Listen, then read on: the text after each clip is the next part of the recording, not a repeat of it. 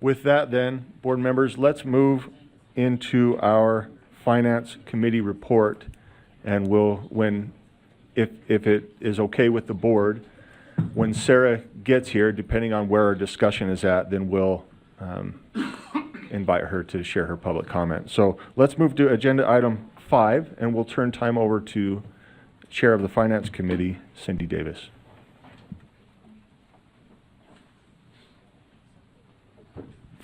Thank you. Nice to see you, members. I think someone is going to be putting up our motions, but I'll go ahead and get started. Looking at 5.2, State Online Education Program Contractor Requirements. The recommended action is that the board approves R277725 statewide online education program contractor requirements, draft 2, on second and final reading. And I'll just make a quick note that we are required via code to have this in place on April 1st. We have to do an RFP. We haven't necessarily had any folks express interest in doing it yet, but this, it may ultimately go into effect July 1st. But we also, as a board, made a motion that we would ask to separate the private and homeschool pieces of this, because the private school piece the format looks very different than the homeschool piece. The homeschool piece mirrors exactly the public school piece. So I don't know if the legislature will do that or not, but for now, we need to move forward on these contract requirements, which include both the home and private piece. I may have missed that. Did you put a motion forward? Okay. Let me repeat it then. The motion before the board is that the board approves R277-725 statewide online education program contractor requirements, draft 2, on second and final reading. It looks like we have Member Lear, or let's go with Deputy Jones, and then we'll go Member Lear and Member Brinton. Yeah, thank you, Chair Hymas. So there's an actual code that we need to put to you for your consideration that mandates that any change to a rule for an admin rule related specifically to the SOEP does not go into effect until the next school year. I believe Board Member Davis hit on this aspect. So in addition to the adoption of the rule recommendation, we're also recommending that the rule not go into effect until after July 1st of 2025 in order to support the code. Do we have that code available that we could pull up? Okay, the motion is on the document, Chair. Sorry, you're saying that's a separate motion, or is that in the rule, in draft 2? Well, the code, we need the board member to make the motion to put it into the rule in order to ensure that we're adhering to the code that governs SOEP changes for the next year. Thank you. Vice Chair Hart. I'll go ahead and make that motion. I move that the committee amend draft 2 to add after line 355. This rule is effective after July 1, 2025. We will need a second for that. Cool. Thank you, Member Kelly. Does that fit what your intent was? Sir, my intent is always given to me by the board, so I was just recommending that I'm just making sure that the board and the public are aware that we're adhering to the law, sir. Let me rephrase it. Does that fit what our intent is? Yes, sir, and it fits that you're supporting the law and the code accordingly. Perfect. Thank you. Thank you, sir. Okay, so we have a motion before the board. And the motion is to amend, that the board amend draft 2 to add after line 355, this rule is effective after July 1, 2025. Any speaking to this particular motion? clarifier, Member Davis. Can we just make sure that we're clear, because in code we have a requirement to do something by April, and a code that requires us not to make any changes in the school year. So can someone just, for the board really quickly, in case this comes up, how are we working those two? Deputy Jones. Sir, as I've testified to the board before, this process is obviously evolving between us and the legislature. It's a timing aspect to Board Member Davis's question. Yes, the law that she's referring to for April 1st is a requirement to have a contract in place. That can still go forward, and by making the rule effective July 1st of 2025, should there be any legislative changes, that would allow you to bring the rule back at any time to adapt or adopt to those legislative changes accordingly. Does that effectively answer Board Member Davis's question or concern, Chair Hymas? Yeah, It looks like it does. yeah, for me it does. Is there any additional comment or questions on this motion? Can we move this, or Member Brenton? My comment was that we shouldn't switch something mid-year with the teachers who were already on contract and following the law. Agreed. Can we move this without opposition? Okay. Okay, so then the motion before the board is that the board approves R277-725, statewide online education program contract for requirements draft 2 as amended on second and final reading. And again, we're going to go to Member Lear. Point of order, go ahead. My thing is not on.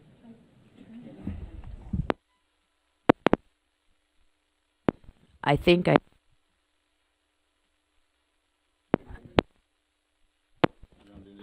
Can we get some help on Member Bogus's mic, and she'll use Member Kelly's for a second. So I think my concern is that if we can adopt this without objection, but then the public record needs to effectuate and list that everyone voted in the affirmative. It can't just say carried without objection. I think that's my concern. Let it be known to the public that there is no objection, but I do think, as I've read over Robert's Rules of Order, and we can discuss this at another time, but we can move forward in order to streamline the meeting. So we can do it, but the record needs to reflect that everyone voted in the affirmative.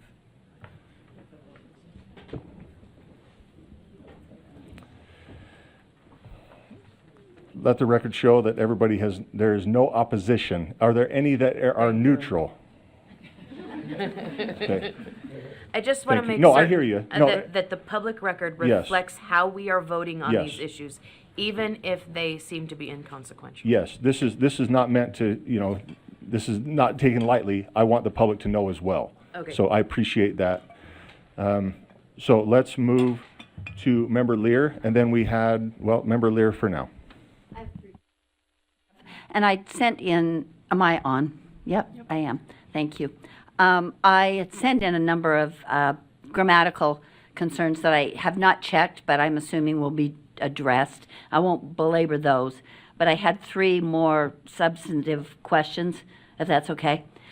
First on line, and these are unfortunately not exactly in order, but on line 28 of the rule, it talks about the provider it means that a provider has marked a student as inactive in a course. I don't know who the person is that I should address these questions to. It seems like we maybe need a subject matter expert, but maybe Deputy Scott can speak to that too.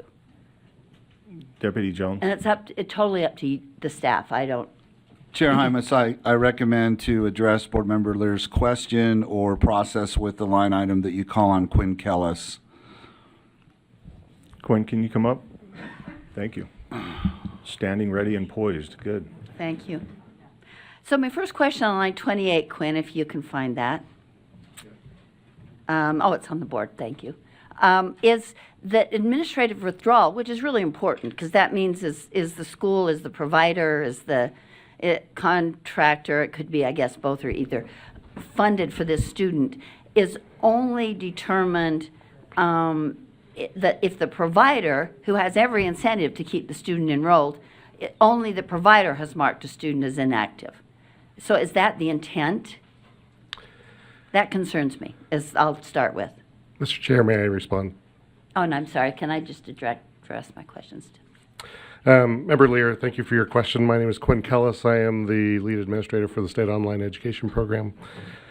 On line 28, it says administrative withdrawal, which is in the definitions section. Administrative withdrawal means that a provider has marked a student as inactive in a course for more than 10 days. There's a couple of elements that come into play here. One is, just like in a brick and mortar school, if a student doesn't show up for 10 days, then they have to be withdrawn. This indicates when we're talking about inactive, we expect that students are active. Activity could be emailing with a teacher. It's not necessarily doing assignments, but that there's some evidence of engagement by the student. Sure. That is measured by the provider. The provider is contracted by the contractor. So the contractor monitors the providers monitor the students. So this, as it says, that a provider would monitor that student activity and would make the recommendation to the contractor that the student be withdrawn. So to get to my question, that is the only monitor we have for if students remain active. The only measure of activity, It comes from the provider who has, like I said, different than the classroom teacher, a financial interest in keeping students enrolled.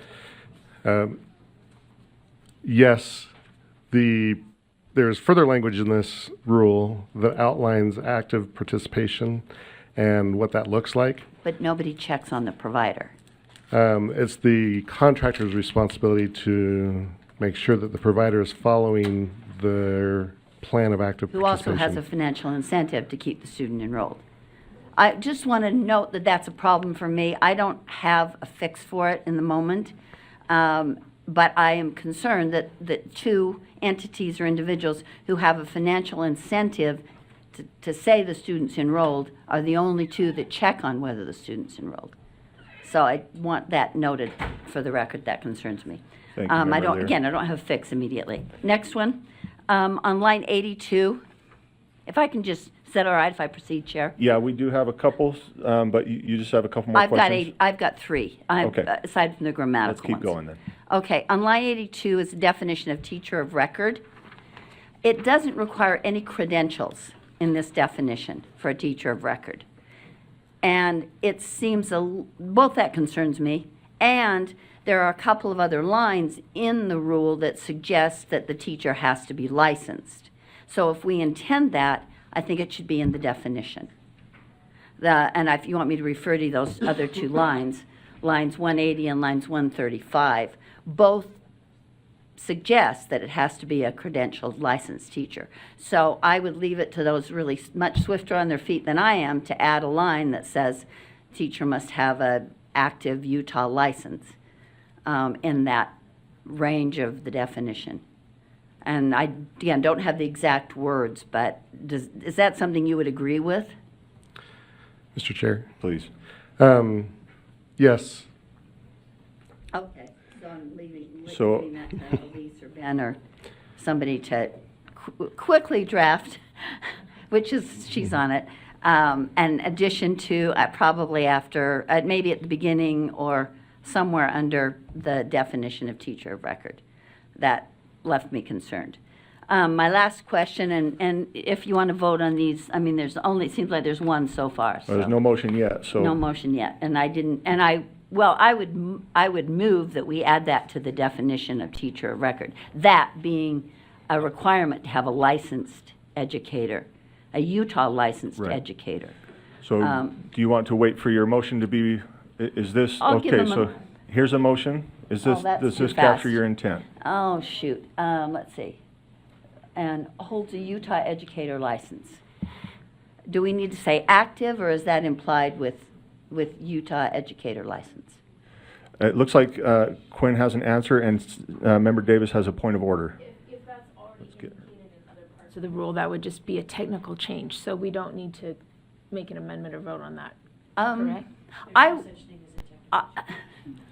I heard that before you said it. And I would For our prefer, purposes, I would So- prefer that it's in the our definition. board has chosen to have technical changes. I think it would be, prefer that it's in the definition. The other two places just make it a little confusing because it's not in the definition, is my Okay, concern. I just don't know if we need to Um, amend it or not. If it's- If everybody does it by, if we can do it by acclamation, I'm fine about that too. And the very last one is on line 323, right at the very end. Where, Can I just interrupt, Member Lear? Sure. If this is going to be, I can anticipate that we're going to divide if you're going to throw a couple motions at the same time. this, Just knowing this board. So could we pause on this motion for just 1 second and get this taken care of? Are you okay Sure, with that? I'm fine with that. Okay, so this motion before the board here is that that the board add holds an active Utah educator license after line 82. Do we have a second for that? Second, thank you, from Member Booth. Do you want to speak to that, Member Lear? I think I've spoken to it, thank you. Okay. My question to this motion is, does this, similar to what Member Davis was asking about, is this riddled throughout? Is this the purpose anyway? Quinn, can you answer that for us? Almost. There we go. So there, just for your information, you can make the decision. There are other credentials that are required other than a license. So we require background check. We require that they have content area endorsements that, in addition to the license, which allows them to teach in Utah, but that they are appropriately credentialed to teach the subject area that they are assigned to teach. So that's just a comment on that. As far as the intent is what I'm perceiving your question to be,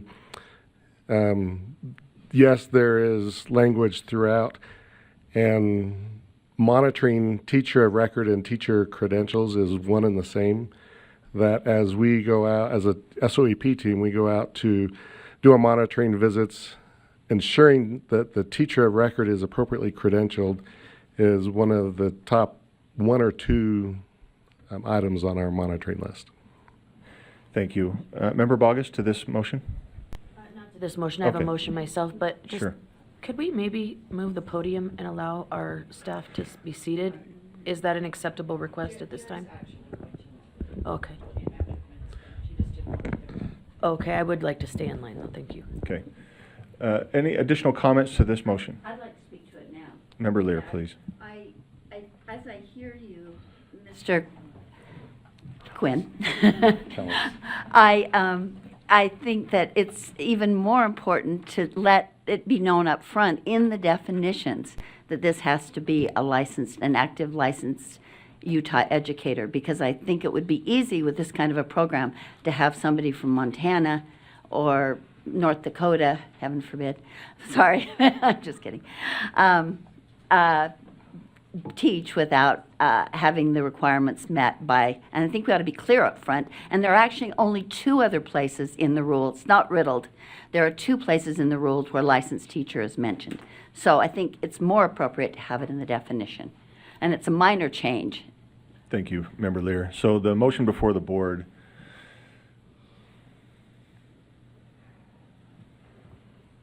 is that the board holds an active Utah educator license after line 82. So are we voting on that, or do we, okay, we're saying yes. We're ready. Okay. Board members, please vote on your screen.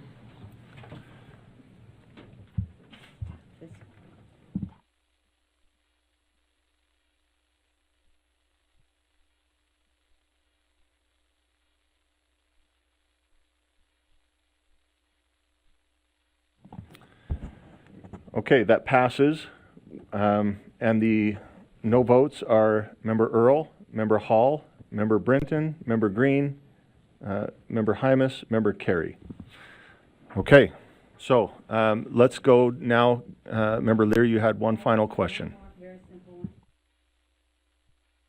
Necessarily simple, but it's a question to the specialists and any other staff people. On line 323, if there are issues that are unresolved by statute, and that was one of the technical changes, we need to add a by after unresolved, or board rule on a case-by-case basis, and shall report, and I may be mistaken about that, and shall report decisions described in this section to the board.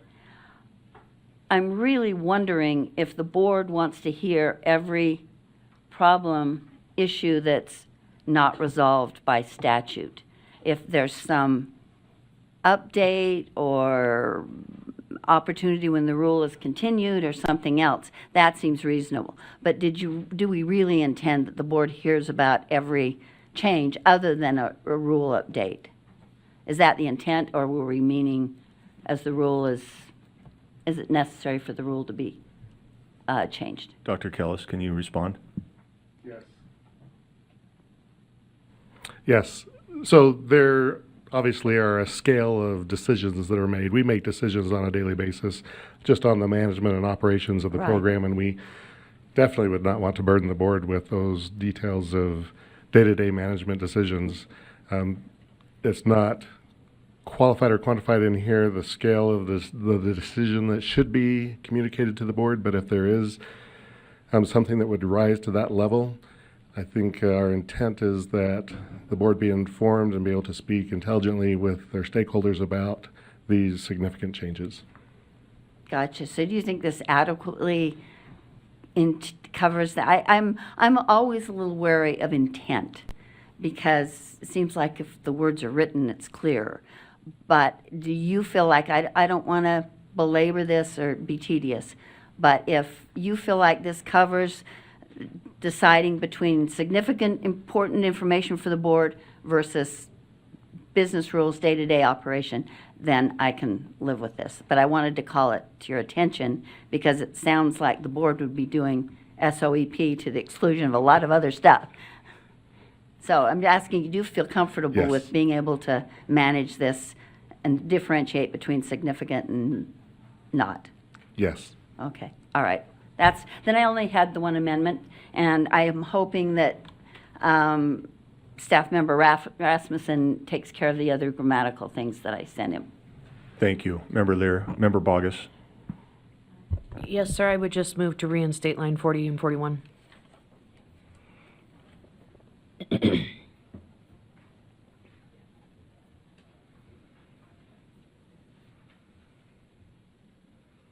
When we get that up, we'll take a look at that and wait for a second, if there is one. A second from Member Green. Member Bogus, can you speak to that? Well, it was in there for a reason. And one of the ongoing issues with the SOEP is that at this time, it does include brick and mortar instruction. And I would articulate that if we're inside a brick and mortar building, we're not actually SOEP. So it seems to be logical that we would say that a course does not include blended learning, which would be combining online learning with instruction delivered in a supervised brick and mortar school away from the student's home. That just seems like a logical extension of that, and I think that it should not be included in the definition of course. Can I ask, let me just throw it out to board members, people who have maybe heard this or not. I've seen this where sometimes LEAs will use SOEP as like a credit recovery within their own buildings, brick and mortar. So I worry that this would kind of take that away. Member Bogus? So that's not what this line is actually speaking about. It's speaking about a course in which a student is enrolled. They meet daily or every other day according to an AB model block, and that the SOEP is used in conjunction with a live teacher inside the classroom. Let me ask an additional question. Member Earl, do you have a question on this as well? Can I ask my question? Some schools, charters, rural, well, all, right, may not have all the courses that they want to provide for their students. Would it be an issue to have, let's say they want to take advanced calculus and the school doesn't have the resources to do it, but they can provide a room for the student to stay in and be monitored by a teacher while she teaches the other class, right? I'm just throwing out a scenario here. I get that if there's one, there's more. Can you help me understand that in context with this? Yes, so I would articulate that typically in those situations, there's a policy that is a part of those rural areas or the charter that says there is an individual that supervises the student, not an individual that teaches the student. And that would be the differentiating issue, because as this says, it says with instruction delivered in a supervised brick and mortar school away from the student's home. So that would be utilizing the SOEP for something that would otherwise not be available. But when you have a hired teacher to teach calculus, and instead of letting that teacher teach, you're engaging the SOEP and that teacher, that's not the purpose of the SOEP. And so the course definition should not include language that would allow that to happen. Thank you. We've got Member Earl and then Member Davis. Okay, and I think this was debated pretty heavily in committee, and I actually listened to it again yesterday, but the law does not prohibit this at this time, and I think the argument was, is there some element of flexibility that we were eliminating with this? And I don't know whether there is or not, but what I'm saying is that it's not in the law, prohibited in the law, so why are we saying, okay, we're just going to put more prohibitions? And this kind of goes to Board Member Lear here just a minute ago when she was asking the previous question, is this document already is so restrictive, and it's like we put everything in there, the kitchen sink and everything, to make sure that there was no violation ever in this particular program. And I worry we're overstepping that to where it's making it almost unfunctional. So I don't think it's necessary. There's probably very few that use this piece, and if so, I just don't think the law allows us to do that. So When you can you clarify? Are you speaking for the motion I to am not. add I'm or speaking to against? leave it. Okay. It removed it because it says these are not. So we're creating a greater restriction when we say you can't do these things, right? Or these things may be prohibited when the law does not articulate that. So that's my. Thank you. So just a reminder that the motion is to unstrike, that the board reinstate lines 40 and 41. And so, yes, Member Earl is speaking against the motion. Member Davis.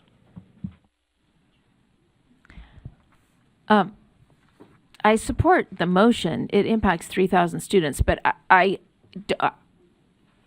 to Member Earl's point too, there are concerns in code. I'm wondering if someone could remind us what the board voted on when we voted to separate the home and private from the contract.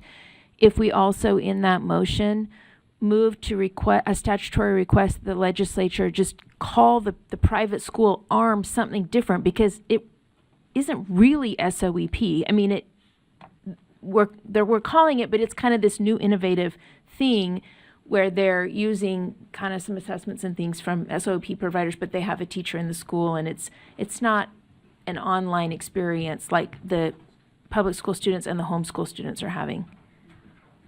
Thank you. Member Davis. Member Green. I'm just wondering if we unstrike that, if there is a student that is that goes through the SOEP, but then they are going to a public brick and mortar building that's a hybrid, how does that affect like the flow of money or the funding? Does that, sure, if you'd Yeah, like, who's that or question to- whoever could answer To that. the maker of the motion, go if you have an answer, please. I mean, is that part of are these problems? Or does that not have anything to do with this? I'm just, the logistics of this, what is the problem of separating the two versus keeping them together? So I would offer through the chair that that's a lot of questions in one question, but I'm going to do my very best here. So first of all, if you're dual enrolled in the SOEP for, let's say, calculus, and then you're enrolled 7/8 time in an LEA, this would not affect it. It's actually the structure of the course itself, because if you go up to line 35, we're talking about the definition of course, and then we say in 37, course does not include. And so we're saying that as we're defining course, it does not include an environment where you have a teacher inside that classroom, credentialed and certified, combining it with instruction through the SOEP. We're saying that's not what we mean here. And so I think that with that context, I've answered all the rest of your questions without. Chair, can I ask if that clarifies? Yeah, of course. And Member Green, we also have staff who may have a response. Would you like to hear from them? Please. So the additional complicating factor here is the funding. SOEP funding only applies to students' time instruction that happens online. So if you have we call a hybrid environment where there's live instruction happening, we're not paying that teacher for that instruction in that classroom. We're only paying for online instruction that happens for those students who are enrolled in SOEP. To Member Davis's question about what did the board decide, my recollection is regarding the separation of home and private is that staff was directed to work with legislators to try and make that separation. And thirdly, there's some conversation about LEAs and brick and mortar, but just for clarification, this rule only applies to currently home and private under the direction of a contractor, not to what happens in an LEA. Thank you. Member Green has a follow-up, and then we'll... Okay, you good with that, Member Green? Let me just ask him. Okay. So this could affect a brick and mortar and the pay structure. Like those are separate. Could those cross over and cause problems with the funding? If a teacher, a chemistry teacher, was then asked to bring in this other realm into their classroom, if that happened. Mr. Chair. So Member Green, this line 40 and 41 is only applying to home and private under the direction of a contractor. So it would have, any decision here would not carry over to an LEA or a brick and mortar. That's a separate, that's in R277, 726. This is 725, which would only apply to the home and private environment. Thank you. Thank you. Member Davis. Just, so I do remember that we voted to ask the legislature to separate, but did we also vote or include in that motion to ask them to just call the private piece something different that's other than SOEP in its own line? Because like a few different laws needed to be changed to get this new kind of private innovative model that these 3,000 students are using to fit into an SOEP. Did we add that to call it something different or to just create its own new sort of innovative category? Mr. Chair. Member Davis, I vaguely recall that was an interest. There's nothing in here that references this program being called SOEP. But in code, that recommendation, I'm guessing, is still an active dialogue with legislators on. It's still part of SOEP. It falls under the SOEP administration. Can I ask the board, we have our final public comment here. If we're ready to vote on this amendment, not the rule, but if we're ready to vote on this amendment, then let's go ahead and vote. If not, if there's still discussion, then maybe we could pause. Member Davis, you're the one with the light on. What are your and the question? So what are your thoughts? You ready to vote? Well, like, we both voted to keep this in committee, but also understanding that there's this problem hanging out there. The whole reason that the whole group that wants this separate contract, most of, like 3,000 are in the brick and mortar and 150 are in home. So I realize there will be complications either way, but I mean, I support the motion, but I just want to say I understand there are multiple pieces out there that are tricky. And Member Earl, is your comment to this or moving forward? Okay, let's go ahead and vote then. We have a motion before the board, which is that the board that the board reinstate lines 40 and 41 to R277-725. So when that's pulled up, we'll go ahead and vote.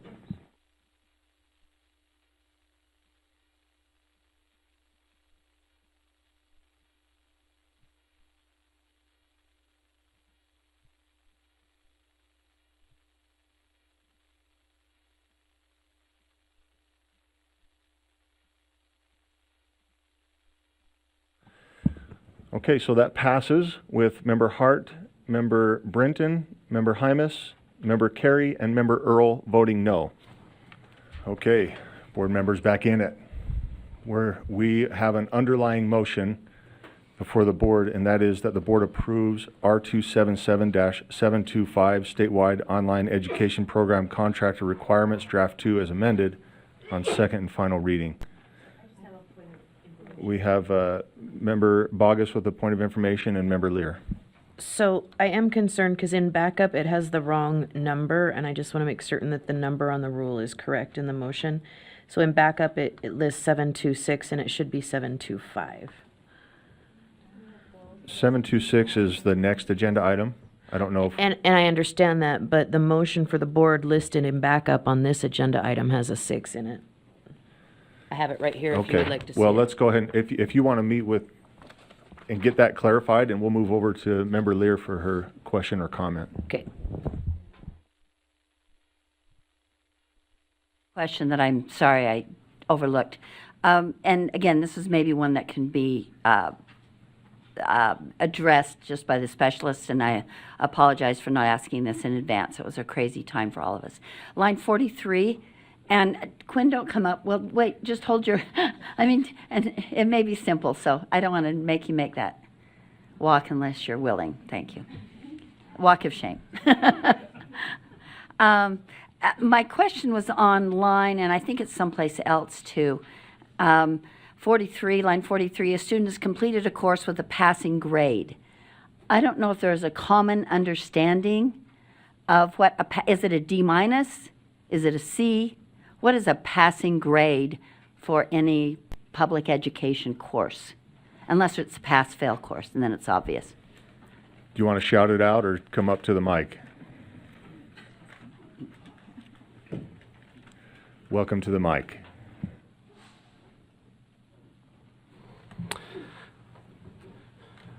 Chair, may I engage in conversation ongoing without? Thank you, Member Lear, for the question. It's my understanding that there is no code or rule that delineates what a definition of a passing grade is, that is a local control item that is typically managed within the LEA or the school. In this case, it would be the contractor and the provider. Correct. More So- likely the provider. Okay. I again, expressing, what advice, or, I mean, certainly you do some training with these individuals or provide some technical assistance sometimes. What would be your technical assistance on this issue? Member Lear, so many of the providers, well, all of the providers that the SOEP program currently has are existing LEAs that on the side are offering online courses through SOEP. Gotcha. So they have established rules for what their grading policies are. It is the expectation of this home and private program that the contractor will secure providers for the home and private students, and that those providers have to be approved by the board, that they would also have the knowledge and expertise and experience of running a program to be able to manage that. So to make sure I understand your answer, it is, we don't really have a definition for passing grade. We're leaving that to the LEAs, the providers, contractors. Correct. And that could be a D minus, it could be a C. Correct. Okay, thank you. Thank you, Member Lear. Let's go ahead and get ready for this vote here. The motion before the board is that the board approves R277-725 statewide online education program contractor requirements, draft 2 as amended, on second and final reading. And we'll vote when that's ready.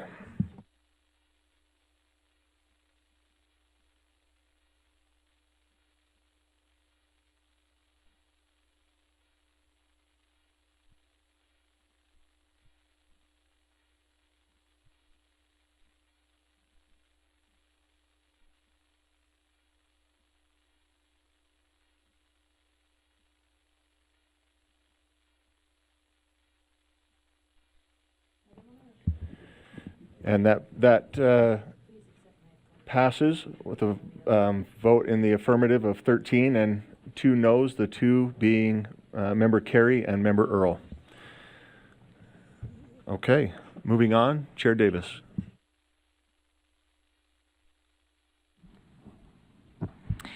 The board approves, the recommended action is that the board approves R277-726-7 statewide online education program draft 2 on second and final reading. And you'll all be happy that we have a substitute motion to table this indefinitely because the whole premise of this was that SOEP providers had to coordinate with LEAs for the administration of the end-of-year testing. But as we've dug into it more, we learned that not all SOEP providers have the LEAs do the administration, and so this is unnecessary. I don't know what you want to do with that, Chair, but... Well, so the motion, then you presented a substitute motion for us to table R277-726. Not section- the rule, but the amendment that was coming into the, well, yeah, basically, the amendment, the whole amendment. We're gonna yes. table the motion that came out of committee indefinitely. Any discussion to that motion? Not coming, oh, this is a substitute, yes. Do we have a second for that? And that's a second by Member Lear. To table it because some SOEPs don't use LEAs to give the test. So I see no, Member Davis, you have your light on still? Okay, for the Member, next one. okay, Member Earl? So would you mind just articulating what I'm sorry, I stepped out for just 1 second, so the Member Davis, can you repeat that? It was going to require SOEPs to work with LEAs to administer the end-of-year assessments, but as we studied it more, there were unintended consequences because not all SOEPs use the LEAs for the administration, and so we're tabling it, that requirement. So, so with that being in mind, could a SOEP student or own. family still use an Yes. LEA Yes. or not? Absolutely. With this removed, they could still do that? Mhm. Okay. Is there any objection to tabling this? Seeing none, there is no objection. We are going to move forward with this being tabled. So I'm going to turn that back over to you. The last Chair action Davis. item we had was 5.4, and we have no motion for the board because we tried to get a hold of the federal government, we assume due to holidays and such. We have not gotten a response, so we'll bring this back next month once we get some response in. Thank you. Board members, we are on to agenda item 6. Just checking to see if we don't have a scheduled break, but would you like to take a break for a few minutes and then we can come back and start on agenda item 6? The head nods say yes. Okay, we'll be back. Let's shoot for 10 minutes. Board members, thank you for being back and ready to go. Member Davis, we're on agenda item 6, and Chair Davis, are you ready, or do you need 30 seconds?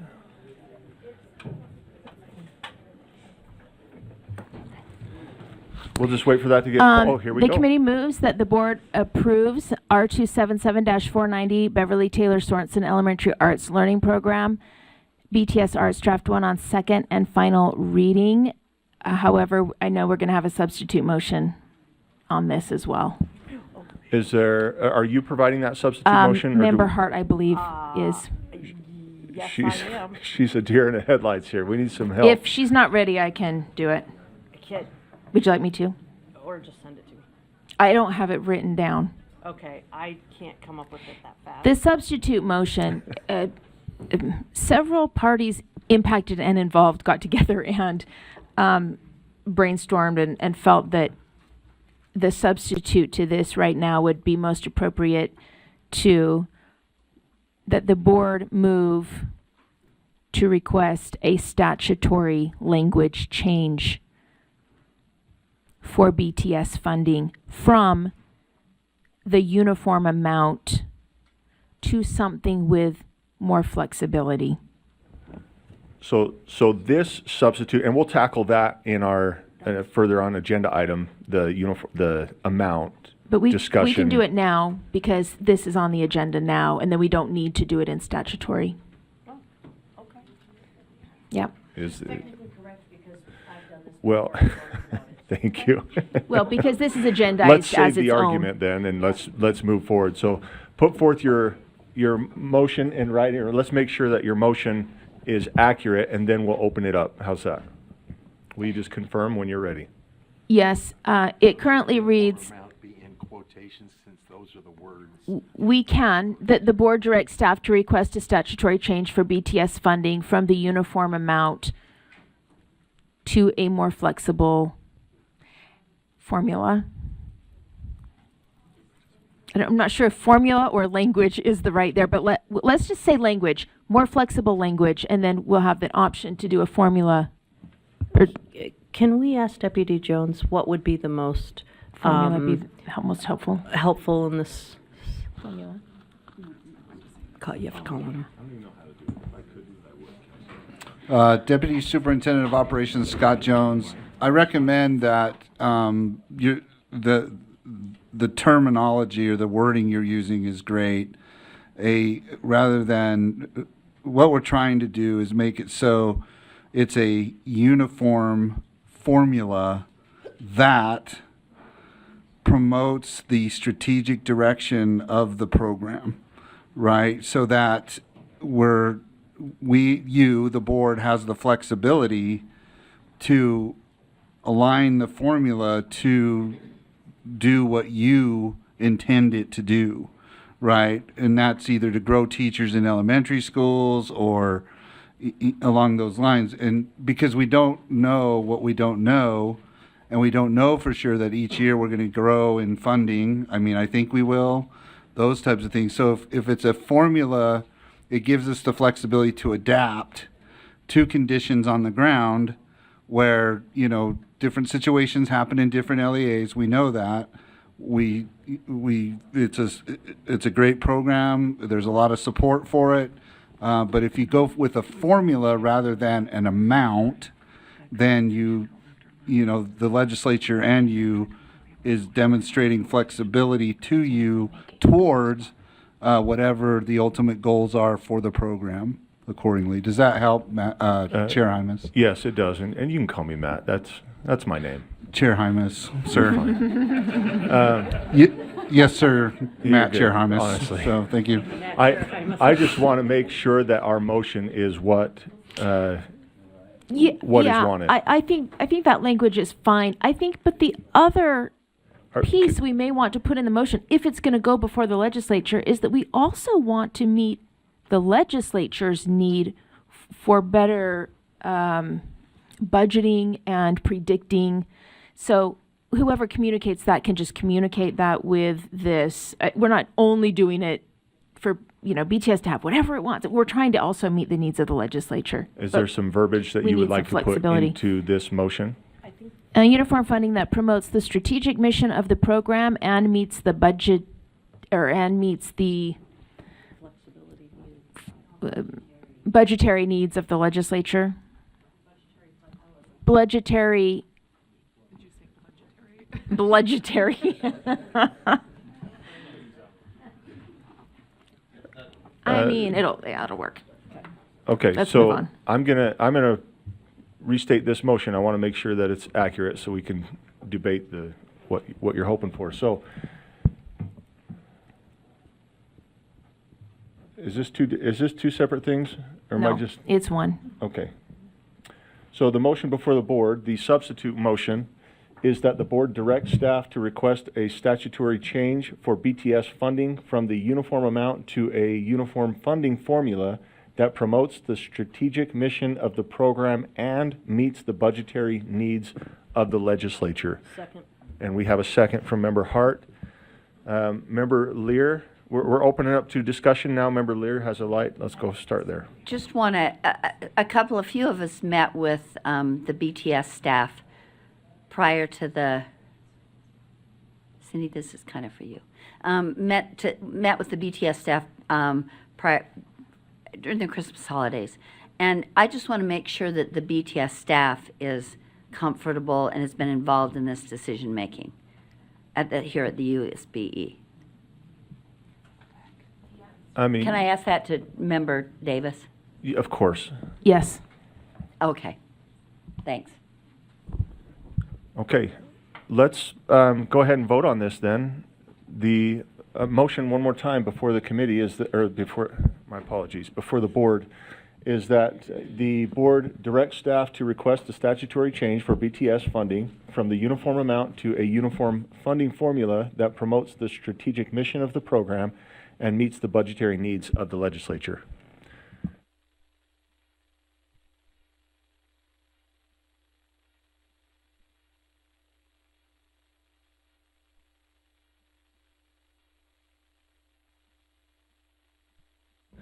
Perfect. That passes unanimously. We'll turn it back over to Chair Davis.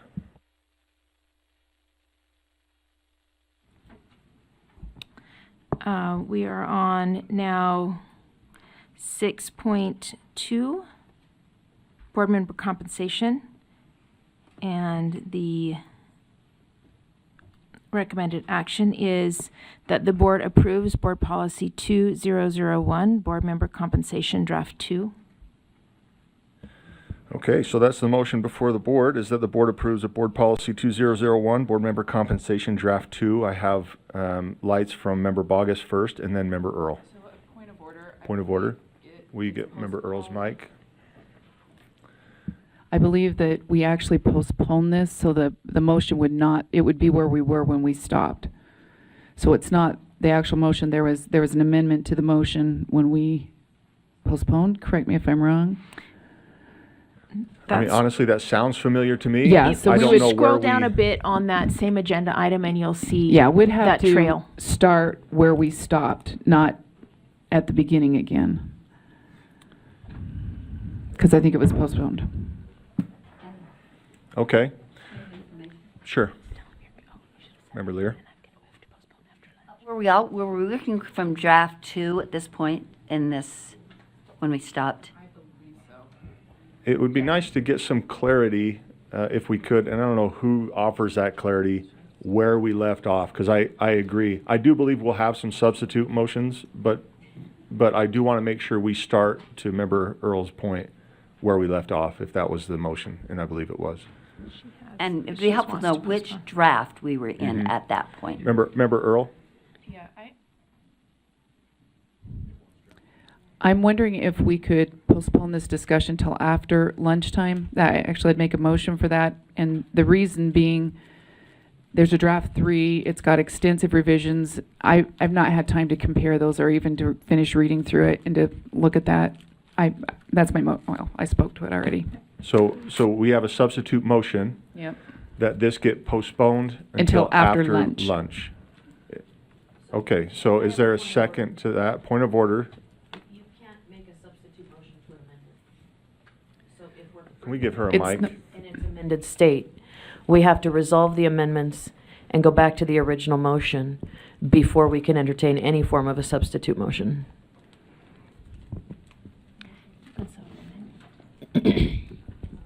I don't know, that's something I don't have. It's not a substitute, it's a motion to postpone. Motion to postpones are okay at any time? Yes. Okay, so, Okay. and the motion. Strike if I said sub. Motion So the postpone. motion then on Yeah. the floor before the board is a motion to postpone until after lunch. Do we Yep. have a second? We have a second from Member Carey. Seeing no lights, or, well, there are lights. Do we have discussion to that, or can we vote?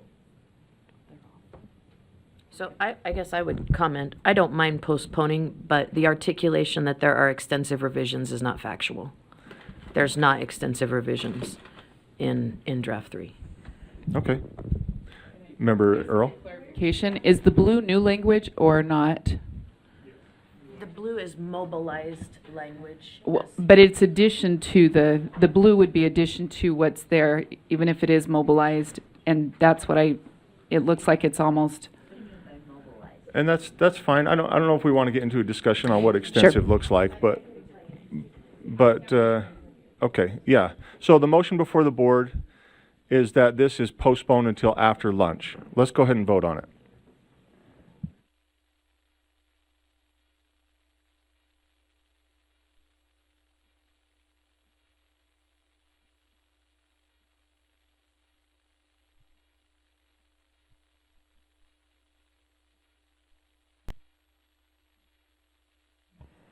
Okay, so that passes with 3 in opposition being members Green, members Bogus, and member Kelly. So with that, Chair Davis.